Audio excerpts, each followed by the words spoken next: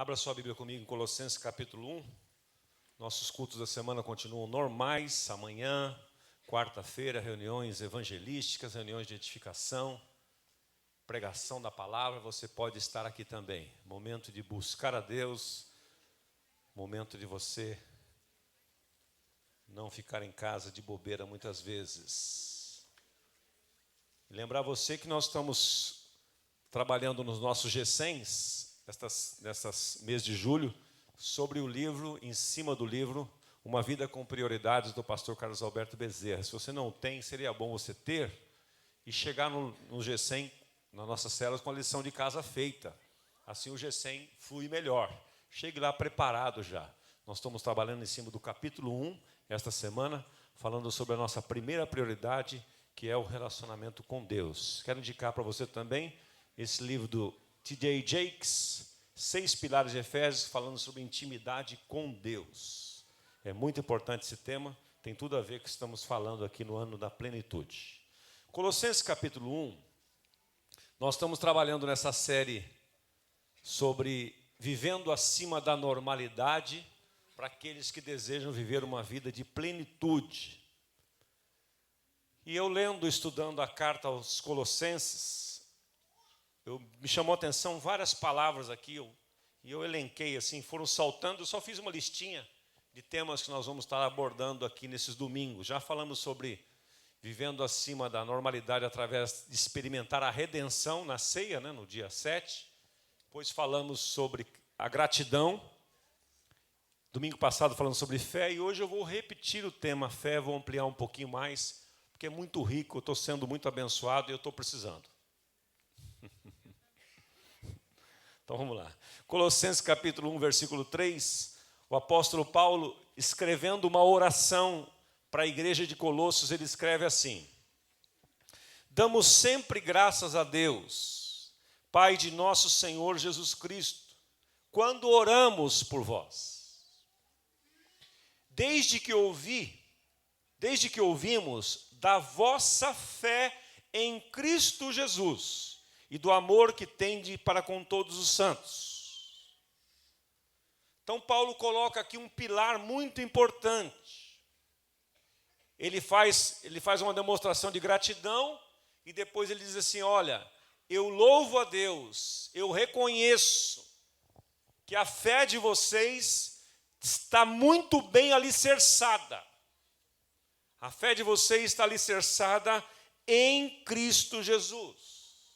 Não está nas pessoas, não está nas circunstâncias, não está nas notícias, mas está em Cristo Jesus. E o que é a fé? Semana passada nós usamos alguns textos clássicos de Hebreus 11, por exemplo, versículo 1, onde diz que, ora, a fé é o firme fundamento das coisas que se esperam e a prova das coisas que não se veem. Cadê o responsável pela Alicia? Se não, vão ficar olhando ali o tempo todo. Está aqui no culto, ela? Ou já saiu? Pode tirar, que eu já parei o culto, já fiz toda a atenção. A mãe vai ver agora. A fé é o firme fundamento. Então a fé, não tem como você ter fé na fé. Fé na confissão positiva. Fé nos outros, a fé tem uma origem. E Romanos 10, 17 diz que a fé vem pelo ouvir a palavra de Deus. Para você ter fé e para você viver acima da normalidade, você precisa da palavra de Deus. Não há subsídio, não há sustentação em você ter fé em outra coisa senão na palavra de Deus. Então, não há como você deixar de ouvir a palavra de Deus e deixar de ler, meditar e ter fé. Não tem como. A fé pressupõe, o ingrediente da fé, esse firme fundamento é a palavra. Eu gosto de uma expressão que o pastor Glênio Paranaguá usava quando ele vinha aqui alguns anos atrás, ele falava sobre a fé na palavra. E uma vez ele usou um exemplo muito simples, e que me marcou. E ele pregando sobre o poder da palavra, de repente ele falou assim: irmãos, Vocês se lembram da história de Pedro? Pedro andou sobre o quê? Sobre o quê? Ele andou sobre o quê, Pedro? Não, Pedro andou sobre o quê? Ele andou sobre o quê, Pedro? Tu pergunta para você. Me ajuda aí. Sobre o mar, sobre as águas. Não andou. Ele andou sobre a palavra.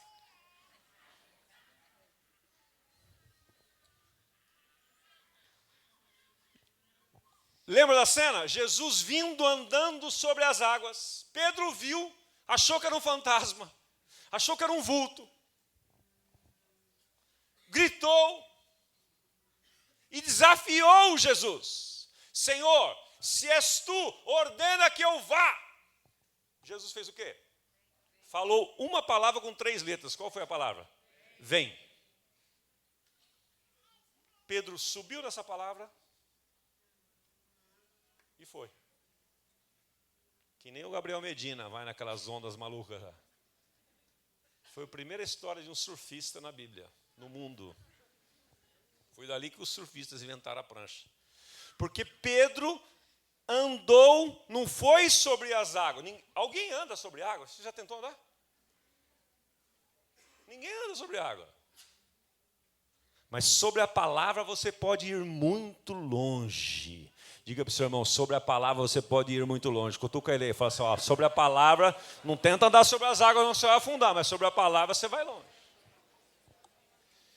Então vamos tomar emprestado aqui uma história bem violenta da Bíblia mesmo. Vamos logo para as cabeças. Hebreus capítulo 11. Vamos ser mentoreados aqui por Abraão. Eu gosto dessa expressão que o Wayne Cordeiro usa no seu livro Mentores segundo o Coração de Deus, porque ele diz o seguinte, que se você abrir a sua Bíblia, estudar os personagens da Bíblia, você pode encontrar aqui nesse livro um elenco maravilhoso de mentores, que vão mostrar para você como andar acima da normalidade, como viver acima da normalidade. Nós vamos tomar emprestado hoje o estudo de caso da vida de Abraão. Vamos ver aqui uma situação bem simples que ele passou, bem corriqueira, assim, coisa pequena. Versículo 8 de Hebreus 11. Pela fé, Abraão, quando chamado, obedeceu, a fim de ir para um lugar que deveria receber por herança, e partiu sem saber para onde ia. Alguém aqui já fez uma viagem sem saber onde ia? Falou, estou indo. Para onde você vai? Não sei, estou indo aí. Foi assim que Abraão fez essa viagem.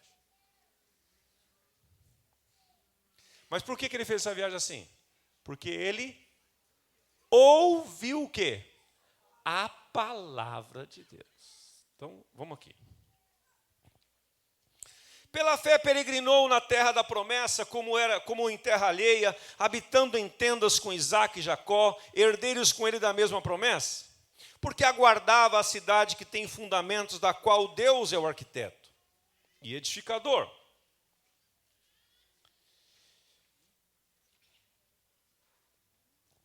Pela fé também a própria Sara recebeu o poder para ser mãe, não obstante o avançado de sua idade, pois teve por fiel aquele que lhe havia feito a promessa. Por isso também de aliás, já amortecido, saiu uma posteridade tão numerosa como as estrelas do céu, e inumerável como a areia que está na praia do mar. Todos estes morreram na fé, sem ter obtido as promessas, vendo-as, porém, de longe, saudando-as e confessando que eram estrangeiros e peregrinos sobre a terra. Porque os que falam deste modo estão procurando uma pátria. E se na verdade se lembrasse daquela de onde saíram, teria oportunidade de voltar. Mas agora aspiram uma pátria superior, isto é, celestial. Por isso Deus não se envergonha deles, de ser chamado o seu Deus, porquanto lhes preparou uma cidade. Versículo 17. Pela fé, Abraão, quando posto à prova, ofereceu Isaque. E estava mesmo para sacrificar o seu unigênito, aquele que acolheu alegremente as promessas, a quem se tinha dito: em Isaque será chamada a tua descendência. Por que ele fez isso? Porque considerou que Deus era poderoso até para ressuscitá-lo dentre os mortos, de onde também figuradamente o recobrou. Vamos ver esse episódio agora na íntegra lá em Gênesis 22. Vamos ver com detalhes agora como é que foi essa história.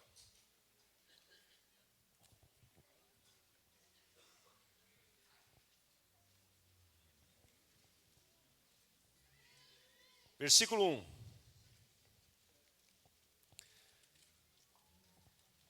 Depois destas coisas, pôs Deus Abraão à prova. E lhe disse: Abraão, veja como é Deus falando. Este lhe respondeu. Veja que Deus fala, meus amados. Você acredita que Deus fala ainda hoje? A segunda pergunta mais doída. Você consegue ouvir Deus? Você sabe que às vezes eu não consigo ouvir Deus?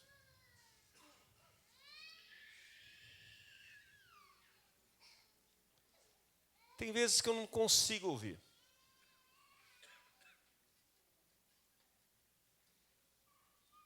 Tem horas que eu não consigo ouvir a Deus. E me dá um desespero. Eu não sei você, mas quando eu não consigo ouvir a Deus, eu fico sem direção. Eu fico ansioso, eu fico tenso. Mas o que me desafia ao ver esses mentores, segundo o coração de Deus, como Abraão, é que Deus falava com eles. Mas eles falam assim, mas é velha aliança, mas é Velho Testamento. Pois é, mas Deus é o mesmo. Deus não aparecia a Abraão em carne e osso. Deus é espírito. E importa que o adoremos em espírito e em verdade, dizia Jesus lá para a mulher samaritana. Então eu quero desafiar você e a mim também, a nós entendermos,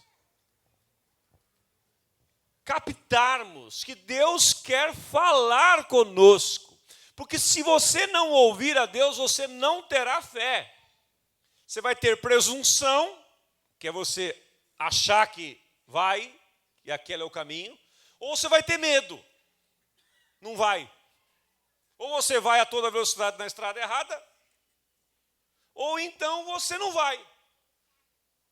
Mas quando você ouve a Deus, você é capaz de obedecê-lo, visto que você, partindo do pressuposto que você é uma nova criatura, tem coração, você precisa ouvir a Deus. Isso tem sido um desafio pessoal meu, eu quero ouvir a Deus. Porque quando eu ouço a Deus, eu me encho de coragem para fazer as coisas mais absurdas aos olhos dos outros. Já aconteceu comigo algumas vezes. Absurda não num nível que chegou a Abraão, obviamente, mas no meu nível de fé. Eu já tomei decisões na minha vida quando tudo parecia não ir para aquela direção. Todas as evidências eram contrárias. E Deus me honrou, porque eu tinha ouvido a voz de Deus. E Abraão aqui tem um diálogo com Deus. É isso que eu quero desafiar você, a descobrir, a ter relacionamento com Deus, para você dialogar com Deus, para você ouvir a Deus. Dá para aumentar um pouquinho a luz aqui? Está muito na penumbra aqui, eu estou querendo ver as expressões. Aí sim. Então veja bem, esse texto é tremendo. Eu acho que não vou concluir essa mensagem, não. Concluir domingo que vem. Não estou com pressa. Depois dessas coisas, Deus pôs à prova a Abraão e lhe disse. Falou com ele, falou. Deus falou. Olha que delícia. Abraão. E este lhe respondeu. Eis-me aqui. Acrescentou Deus. Abraão, eu tenho um desafio para você, Abraão.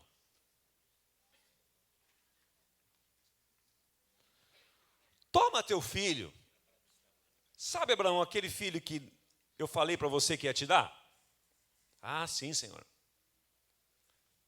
Que eu esperei o tempo passar, você achou que não ia, que eu tinha esquecido da minha promessa? Está lembrado, Abraão? Vou fazer uma interpretação do texto aqui. Estou lembrado, Senhor. Lembra, Abraão, que eu falei que quando você tinha 75 anos, eu prometi para você que ia te dar um filho? Aí você falou assim, mas Senhor, como é que pode ser isso que se minha mulher é estéril? E eu falei, Abraão, não temas, crê somente. Lembra, Abraão, que eu falei isso para você? Lembra? Então, dos 75 anos até os 99, são 24 anos se passaram. 24 anos.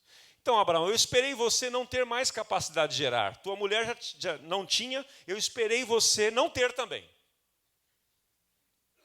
Você lembra, Abraão, que vocês dois, sem nenhuma capacidade para gerar, eu, com o meu poder, fui lá e interferi e fez com que vocês gerassem. Está lembrado disso, Abraão?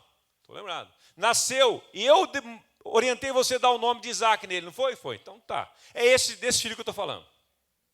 Pega teu filho, teu único filho, porque Abraão tinha gerado um outro.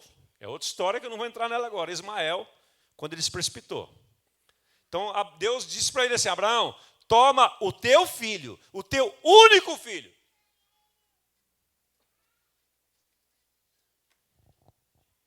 Toma esse aí.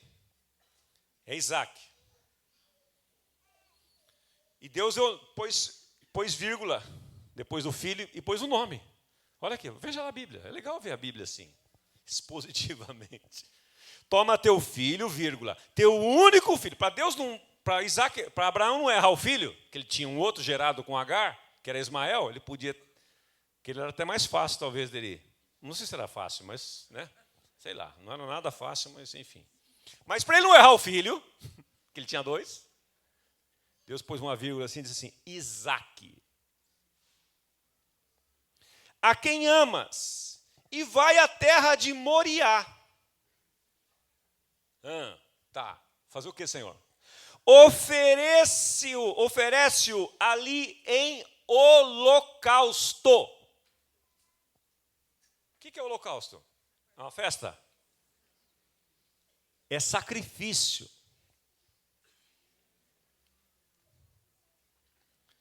Sobre um dos montes que eu te mostrarei. Deus gosta de mistério, né? Por que ele não mostra tudo uma vez só? Vai lá, assim. Não, vai. Ele até quebrou o galho, vai lá para o Monte Moriá. Lá mas lá tem a terra de Moriá. Lá tem um dos montes, não vai em qualquer um, porque eu tenho um monte específico. Você sabia que Deus tem coisas específicas para nós? Fala para o seu irmão do lado, ele não está acreditando nisso. Fala assim, Deus tem respostas específicas para você. Não é geral, não. Deus não é o Deus do geral. Deus falou geral. Não, é geral não. Deus é específico. Vai à terra de Moriá, oferece ali o local sobre um dos montes que eu te mostrarei. Abraão foi para casa, pensou, chamou uma multidão de conselheiros para julgar o que Deus tinha falado, certo? Não. Olha só o que ele fez. Levantou-se, pois, Abraão de madrugada. Quando você tem pressa de fazer alguma coisa, você levanta cedo, não é? Quando você não está afim, não sabe, está confuso, não tem certeza, você acorda meio-dia. Fala, vou dormir bastante, porque esse dia vai ser pesado. Mas quando você já sabe o que tem que fazer, você acorda cedo e vai e faz. Isto me espanta em Abraão. Levantou-se logo de madrugada. Não ficou enrolando, não.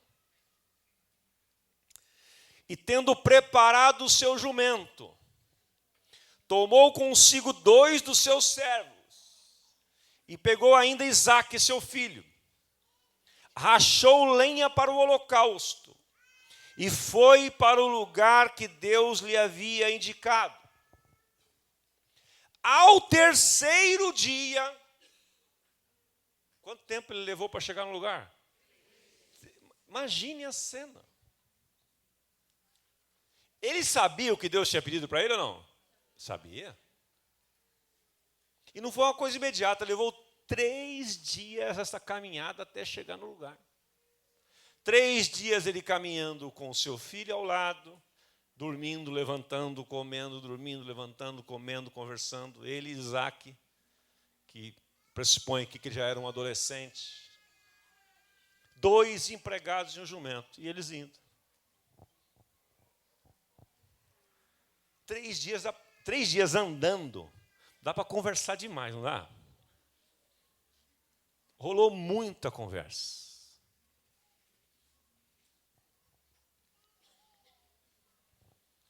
Ao terceiro dia, erguendo Abraão os olhos, viu o lugar de longe.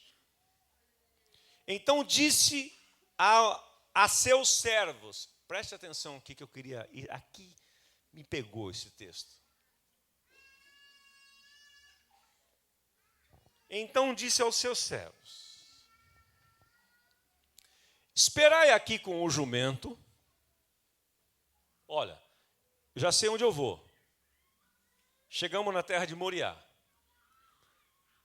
Eu vou ali sacrificar, mas vocês esperam aqui. Esperai aqui com o jumento. Eu e o rapaz, eu e meu filho, iremos até lá. E havendo adorado, voltaremos, no plural, para junto de vós. Você notou que Abraão aqui liberou algo? Que foi uma profecia. Ele sabia muito claramente o que Deus esperava dele. Sabia muito claramente onde ele deveria ir. A indicação estava clara, a terra de Moriá. Chegou ali, viu um dos montes. Deus chama, orienta, dirige, porque ele ouviu a palavra de Deus, ele tinha segurança. É isso que eu quero chamar a sua atenção. A segurança dele foi tamanha, que ele parou, ó, que chegou no lugar, ele chegou, pera um pouquinho, para aqui. Vamos fazer o seguinte, vocês esperem aqui, vocês 2, eram 2 servos e o jumento. Eu vou pegar meu filho, eu vou ali adorar. Em outras palavras, ele diz assim, eu vou sacrificar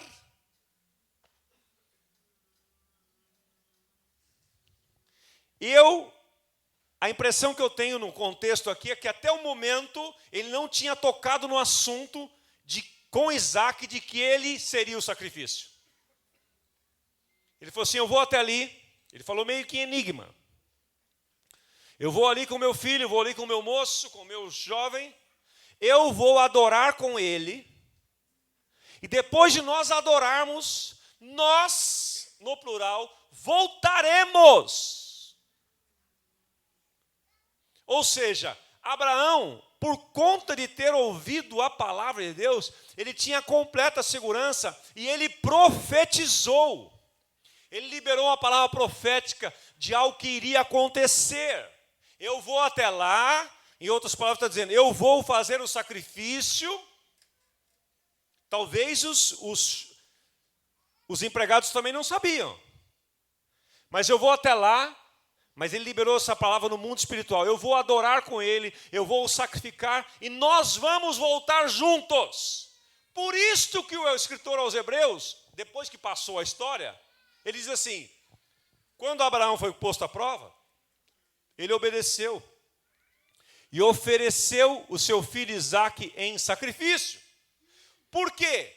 Porque ele considerou que Deus era suficientemente poderoso para até dos mortos o ressuscitar.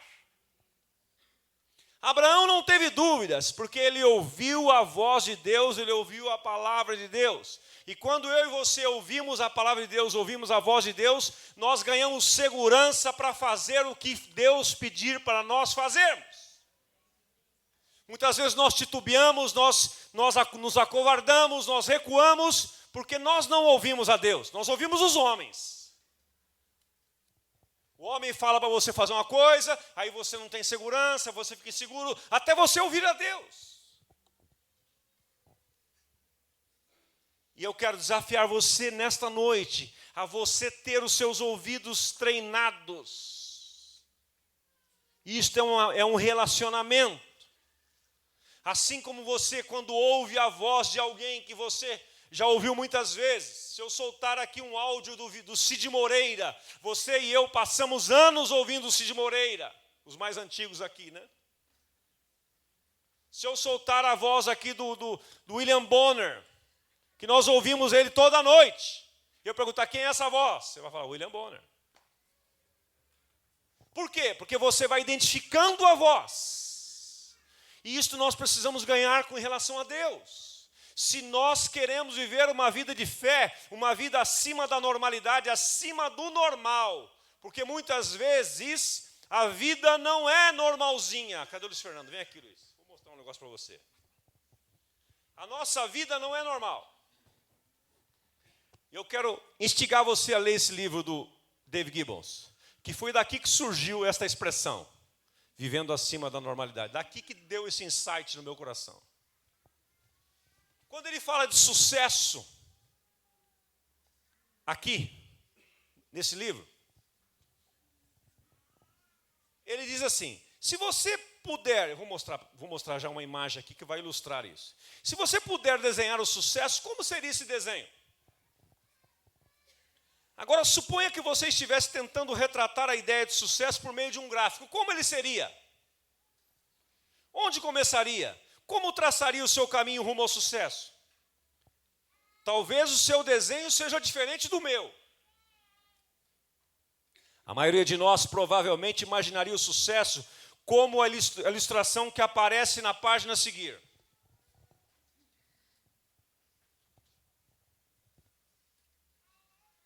Joga na tela para mim lá. Ó.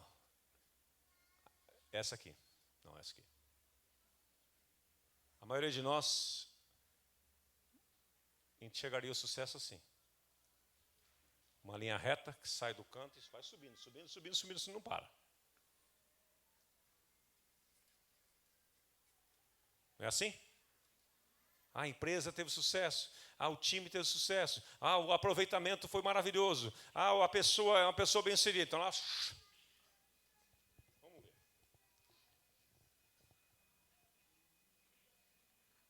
Fomos ensinados a lutar por isso, por uma vida que vai para cima e para a direita. Uma casa para cima e para a direita, cheia de crianças para cima e para a direita, que vão todas para uma escola de cima e para a direita. O sucesso é definido como algo maior e mais intenso. Queremos mais espaço, queremos carros maiores, produtos tamanho família, temos sede de extra grande. Para a maioria de nós, mais é a definição de sucesso. Aí ele mostra a sua definição de sucesso.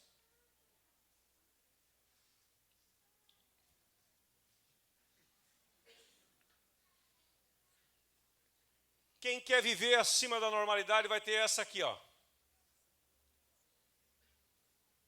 Se você for analisar a vida dos homens de Deus, eles não tiveram uma vida linearzinha, tudo bonitinho, redondinho, tudo maravilhoso.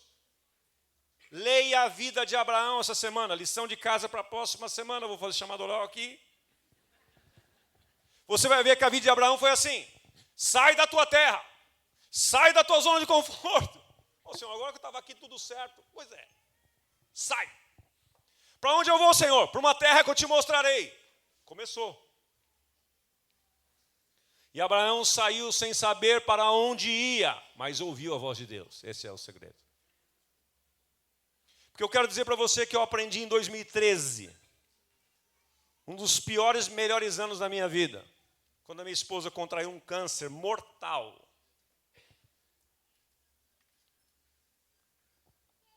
Eu aprendi a seguinte lição: nem sempre, quando você está na estrada certa, no caminho certo, dá tudo certo. Isso nenhum livro me ensinou. Vou repetir. Nem sempre, quando você está no caminho certo, tudo vai dando certo. Mauro, às vezes faz isso assim, ó. E outra coisa que eu aprendi também. Nem sempre, quando você está no caminho errado, dá tudo errado. Aí, agora ficou confuso, hein, Osmar? Sabe por que Deus permite que fique assim? Para que eu e você possamos ouvir a sua voz e viver na dependência dele. Vamos ficar em pé que o meu tempo acabou.